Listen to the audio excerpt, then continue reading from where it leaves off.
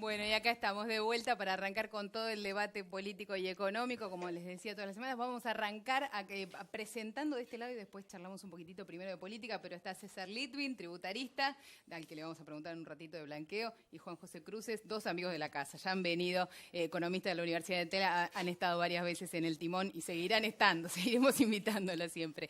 Carlos Fara, analista político, y Graciela Ocaña. ¿Cómo estás, Graciela? Muy bien. Bueno, Graciela, estás en un día de protagonismo, porque la verdad es que vos fuiste parte de la denuncia a Odebrecht, que ahora se transformó en un caso que era de Brasil, pero se trasladó a la Argentina, ¿no?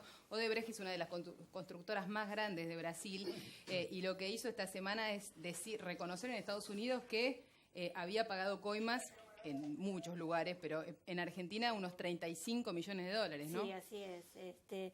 Nosotros en marzo pasado, a partir de un allanamiento que hizo la policía de Brasil en las oficinas de Odebrecht, allí se encontraron una serie de mails que justamente comenzaba a trazar la punta, te diría, argentina del escándalo Lavallato, y que eran mails en donde el testaferro de Jaime, Manuel Vázquez, pedía que le giraran, que no había recibido los fondos justamente del 2009, vinculados a un pago de sobornos en una cuenta Primbot que aparecía también en los Estados Unidos, cobrando dinero de distintas causas de corrupción, lo que se conoce como la ruta del dinero K. O sea, por primera vez podíamos saber que Primbot tenía dueño y que ese dueño era Vázquez. Por eso yo me presenté a la justicia y le pedí al juez que está investigando la causa, que es el doctor, bueno, ahora se me olvidó, pero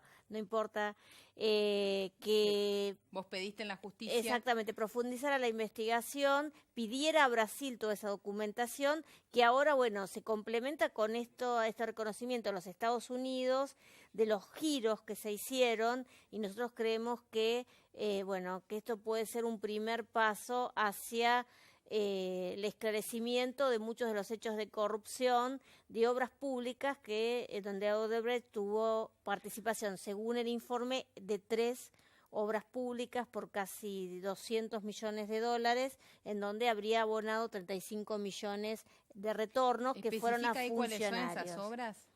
No especifica las obras. En realidad los anexos sí, pero todavía no se hicieron públicos. No se hicieron Entendemos que para la justicia, digamos, para los mortales no es público en los Estados Unidos, porque son acuerdos que la SEC firma con las empresas cuando reconocen haber cometido delitos, pero aportan toda la información necesaria, porque si no, por supuesto, pueden tener una acción penal. ¿La justicia argentina tiene posibilidad de llegar a esa información? Tendría. Yo creo que el doctor Marcelo de Giorgi, que es el juez de la causa, apareció el nombre ahí, en la memoria, tiene y puede pedir a Estados Unidos esa información y ese material, que creo que es muy importante. Incluso, digamos, nosotros estamos sugiriendo que viaje a los Estados Unidos a entrevistarse con las autoridades estadounidenses. Fara, ¿cómo impacta toda esta novela de la corrupción política del gobierno anterior sobre la imagen del gobierno actual? Se habla mucho de que el gobierno se apoya en estos eventos de corrupción del pasado para mantener o sostener una imagen alta. Sí. ¿Cuánto hay de eso? De hecho, digamos, vamos a decir así, de las políticas del gobierno es como la más valorada, aunque por supuesto muchas de estas cosas no tienen que ver con iniciativas del gobierno, claro, digamos, sino obviamente con investigaciones judiciales o de otras iniciativas. Pero lo cierto, digamos, es que siempre la gente considera que cuando algo pasa bajo el gobierno de alguien y eso es positivo, de alguna manera se le puede atribuir al gobierno de turno, ¿ok? Claro. Por lo tanto, digamos, ahora se destapan ollas, está sucediendo en la época de Macri y no pasaba antes, entonces, por supuesto, digamos, esto efectivamente lo favorece, ¿no? Y una cosa que te quería preguntar es también de lo que estamos discutiendo un poco todos los periodistas estos días, es quién ganó y quién perdió con la novela de ganancias. Si Massa ganó ganó o perdió con esa foto de su equipo, porque él no participó de la foto con Axel Kicillof, si el gobierno se mostró débil o se mostró fuerte. ¿Cómo termina en términos de imagen? ¿Cómo impacta toda esta tensión de estos días hasta llegar a la votación hoy en el Congreso? Mira, en general cuando se arma tanto lío la gente no entiende nada y tiende a pensar, digamos, de que nadie contribuye, digamos, a la clarificación de la cuestión. Piensa más que son todo lo mismo que hoy que hay, digamos, como mucho interés político atrás de la discusión, independientemente, digamos, de que y un poquito de razón. Claro, siempre se mezcla, digamos, obviamente con una discusión de fondo. Con lo cual, digo, cuando hay tanto ruido nadie gana, ¿no? Y te diría, quizá todos hayan perdido un poquito en el medio, ¿no? Nadie en particular, ¿no? Nadie en particular. Porque obviamente, digamos, la gente le resulta muy difícil entender para qué tira uno, para qué tira otro, qué es lo que pasó, por qué fueron para un lado, para el otro, etcétera, y por qué seguimos discutiendo de impuesto a las ganancias cuando en realidad, digamos, parecería que los principales candidatos durante la campaña electoral estaban bastante de acuerdo en que esto tenía que ser modificado, ¿no? Claro, eso es cierto, ¿no? Pero después, bueno, llegaron todos los anuncios del año, la economía o la actividad económica que no arrancaba y terminamos en este año en el que, bueno, algunas de las promesas se tuvieron que dilatar, ¿no? La billetera no alcanzaba para todo. Quería preguntarle primero a César, ¿qué pensás de esta reforma de ganancias que finalmente se aprobó? Bueno, es un lindo regalito para el arbolito de Navidad porque a los trabajadores les va a permitir algunos dejar de pagar impuestos a las ganancias y a otros van a pagar bastante menos de impuestos. 27.941 pesos el mínimo no imponible para solteros y 37.000 pesos para casados con 2 hijos. Con la novedad de que las horas extras no cambian de escala, eso era muy importante para algunos gremios. Sí. Hay un combo interesante porque permiten deducir con ciertos límites alquileres. Esto es bueno porque aquel trabajador que tiene que pagar de lo que gana un alquiler no está en las mismas condiciones económicas para contribuir con el impuesto que otro que no lo tiene. Permiten algunos viáticos deducirlos también. ¿Y los aguinaldos? ¿Qué pasó con el aguinaldo? Todo tipo de aguinaldo queda, dijeron que estaba exento, raro, ¿no? No quedó exento. Lo que se va a hacer se va a prorratear a lo largo de los 12 meses. O sea, el grave problema del aguinaldo con el impuesto... El que gana 37.000 pesos y es casado con 2 hijos, ¿paga ganancias sobre el aguinaldo? A partir del 2017 vuelve a pagar ganancias sobre aguinaldo. Todos los que están por arriba del mínimo no imponible. Lo que van a hacer es prorratear el aguinaldo 2017 en adelante dividido 12. Porque si no, lo que producía era que en junio y en diciembre se producía un salto muy grande en la escala del impuesto y pagaba mucho impuesto. Entonces ahora... Claro. Sí, la gente se quejaba de eso, de ese dilema, que llegaba el momento del aguinaldo y finalmente recibió un sablazo sobre ese medio aguinaldo. Ahora, pero no queda exento, solamente los que están por debajo del mínimo no imponible no pagarán. Solamente ese capítulo va a quedar afuera. Bueno, habrá tensión gremial alrededor de eso. ¿Y coincidís con esta idea que me decía esta semana un ministro de Economía de una provincia que el gobierno resolvió el conflicto de ganancias para siempre porque a partir de que todos los años ahora el mínimo no imponible se actualiza por ley? Digo... creo que nos vamos a olvidar por muchos años del mínimo no imponible porque tiene una actualización automática en forma anual por un sistema RIPTE, que es un sistema que se usa para ajustar remuneraciones de las jubilaciones. Sí.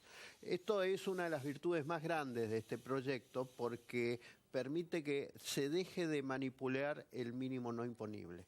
Porque lo que pasaba era que en un proceso inflacionario, cuando se recomponían los salarios y el mínimo no imponible quedaba fijo, esa recomposición iba al bolsillo del Estado y no del trabajador. Sí. Entonces, de esta forma, esto va a mejorar la técnica del impuesto a las ganancias porque va a ir acompañando el mínimo no imponible.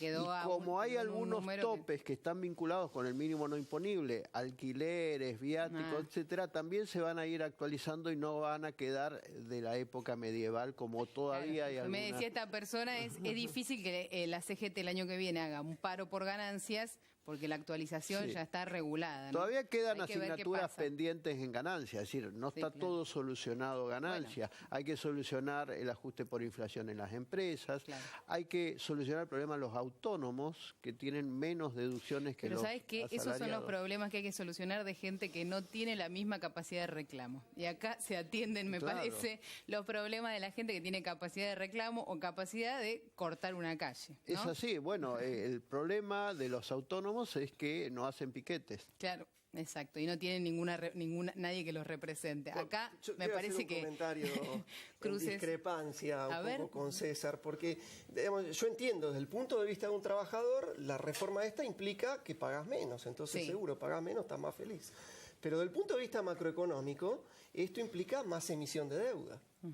Entonces, la verdad es que el impuesto a las ganancias o el impuesto a los ingresos es algo que paga el 25% más rico de la población. Es el único impuesto progresivo que hay en Argentina. Bueno, sí, claro. Los otros el IVA lo paga todo el mundo. El IVA es un impuesto regresivo, los impuestos al trabajo y el impuesto inflacionario. De modo que el impuesto a las ganancias era el único que nos podía dar un viso de progresividad en nuestro sistema tributario. A mí me gustaba el impuesto tal como estaba, porque es un impuesto que nos recuerda que el Estado ha crecido tanto en su tamaño que le tenemos que cobrar impuestos hasta a los sueños, a las ilusiones, a la poesía, porque se necesita recaudar mucha plata. Recuerda que si no bajas el gasto público, lo que no recaudas de impuestos implica emisión de deuda y eso tiene un riesgo macroeconómico muy importante para nuestra economía. Cuando hablamos de impuestos tenemos que tener cuidado todo el sistema tributario, porque primero, el impuesto a la ganancia en su versión actual no era progresivo. Rápidamente pasabas al 35%, se pulverizó la progresividad, perdió la virtud más importante. Y en segundo lugar, hay que tener cuidado con el sacrificio fiscal total que hace un contribuyente. Yo estoy de acuerdo, un impuesto a las ganancias para todos, pero con un IVA mucho más bajo.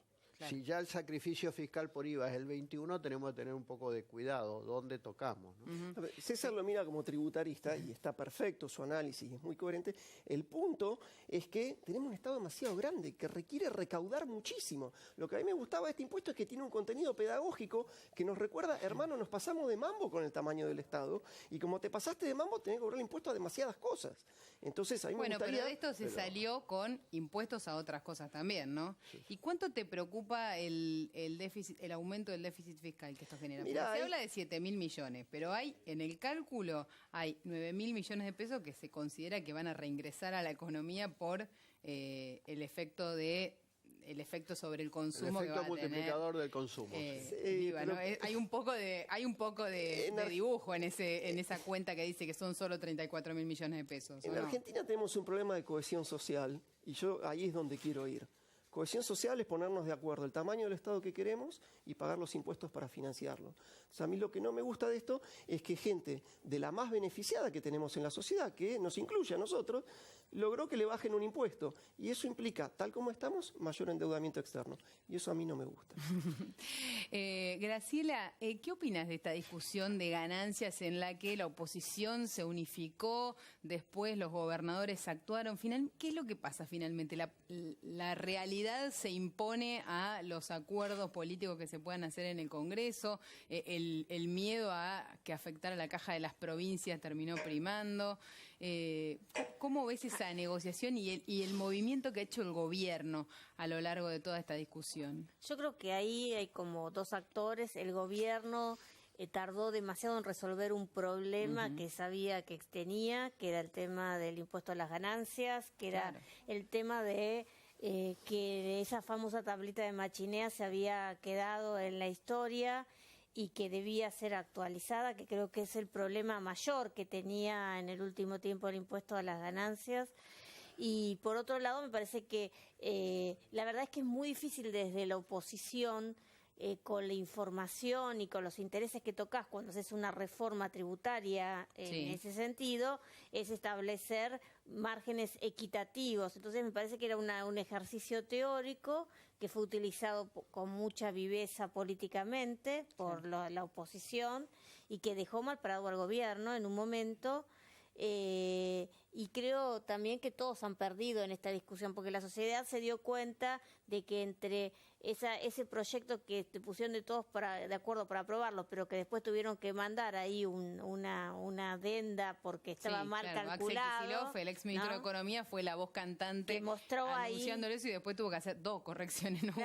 Mandó una y la segunda. Fue vergonzoso, y creo que la sociedad se dio cuenta de que realmente no tenía ningún sustento esa ley que había votado diputados, y también creo que el gobierno perdió porque quedó como en una posición incómoda cuando fue forzado a negociar algo que quizás en su agenda lo tenía para el año que viene. Entonces yo creo que en ese sentido los dos perdieron, que creo que ha sido beneficioso para los trabajadores, y creo que ha salido una ley posible, en donde también el gobierno, digamos, va a tener que hacer cargo, y yo coincido, porque en definitiva me parece que los números finales habrá que ver cómo queda a fin del año 2017, y que esto no termine en un camino en donde que Argentina lo conocemos muy bien, que son esos sistemas donde empezamos a endeudarnos para financiar el déficit. Y creo que también la discusión es válida, es decir, qué Estado queremos, qué servicios estatales queremos pagar, y en ese sentido me parece que una reforma tributaria en algún momento va a ser necesaria de discutir, porque no puede ser que el sistema tributario argentino se asiente sobre impuestos como es el IVA, que es de lo más regresivo que existe. El que recibe un plan social y es lo único que tiene, y lo paga el que paga 35% de ganancia. La salud paga IVA, entonces hay cosas que me parece que hay que discutir. Ahora, en eso en también el Congreso hay no muchos aparece intereses. tampoco. También es cierto que el Congreso o la oposición en el Congreso se une para discutir ganancias, que quizá ve la visibilidad del rédito político de eso, pero es difícil ver que el Congreso tenga unidad, o la oposición tenga unidad para plantear una reforma o una baja del IVA o del impuesto al cheque. Yo la verdad que en ese sentido soy optimista, porque creo que también hay un sector de la oposición que ha crecido, digamos, que entiende de que hay que discutir políticas de Estado, lo ha demostrado durante este año, donde el oficialismo tiene minoría en ambas cámaras, y bueno, que es necesario dar esas discusiones. Y me parece que el tema de la reforma tributaria tiene que estar en agendas como otros temas que son de políticas de mediano y largo plazo. Graciela, quiero que me cuentes que sos candidata a Defensora del Pueblo de la Nación, pero tenés una campaña a través de un sitio de internet para eso también, ¿no? Sí, de una página en Change que se abrieron. Change.org. Sí, ahí está con mi nombre o con Defensoría del Pueblo, van a encontrar la página, y la verdad que estoy un poco sorprendida, con alegría, ¿no? Porque mucha gente ha adherido, más de 45.000 personas a mi candidatura, y esto empezó el que tiene que definirlo, mínimo. El que tiene que decidirlo es el Congreso. Es el Congreso, ¿verdad? Donde también hay que lograr consensos, porque para que sea nombrado el Defensor del Pueblo se necesita una mayoría especial agravada de los 2/3 de los miembros presentes de cada Cámara, más que un juez de la Corte. Así que también ahí tiene que haber consensos. ¿Desde cuándo no hay Defensor del Pueblo de la Nación? Hace 6 años, desde 2009. ¿Y por qué no se nombró? Porque no hubo consensos, y me parece que en esta Argentina, te digo, de políticas de Estado, es muy importante que se nombre. Primero porque la Corte ha instado al Congreso a que nombre al Defensor del Pueblo, porque el Defensor del Pueblo es una institución creada en la última reforma de la Constitución. ¿Qué rol cumple? Decinos quién está indefenso si no hay Defensor del Pueblo de la Nación. Todos los ciudadanos, porque es el que tiene... Pero en la práctica, para pensar... Es el que tiene, digamos, la posibilidad de, en la justicia, ejercer la representación de toda la población frente a cualquier violación de los derechos constitucionales, los derechos humanos, derecho a la vivienda, a la salud, bueno, muchos de los problemas que tenemos. Por ejemplo, un tema que había comenzado el Defensor del Pueblo anterior, que fue el tema de la limpieza del riachuelo. ¿Te acordás? 3 jurisdicciones que no se ponían de acuerdo. Estaba pensando justo también en fue el a la agua, Corte la Corte tomó una serie de decisiones, pero hoy, por ejemplo, que se han ejecutado 5.000 millones de dólares, lo que decíamos, bueno, ¿qué nivel del Estado? El Riachuelo mejoró, pero digamos todavía no se limpió, y ahí no hay representación del interés de los ciudadanos porque no está nominado el defensor del pueblo. Entonces, la Corte, como en el tema de las tarifas, por ejemplo, ha instado al Congreso a nombrarlo. A nombrarlo. Bueno, esperemos que sea www.change, que es change con G, .org, es para votar o apoyar a la nominación de Graciela para ese rol. Vamos a ir a una pausa, la vamos a despedir a Graciela Ocaña, que tiene otro compromiso esta noche, y en un minutito volvemos con el debate con todos estos caballeros, para hablar un poquito más de economía y de política.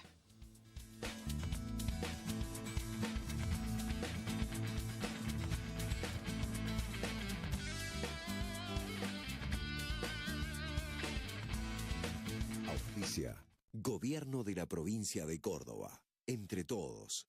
Adrián Mercado posee un portfolio de proyectos mineros en oro, litio y otros minerales en distintos puntos del país, tanto para exploración como explotación. Adrián Mercado, División de Comercio Exterior. Llegó la hora de salir al mundo.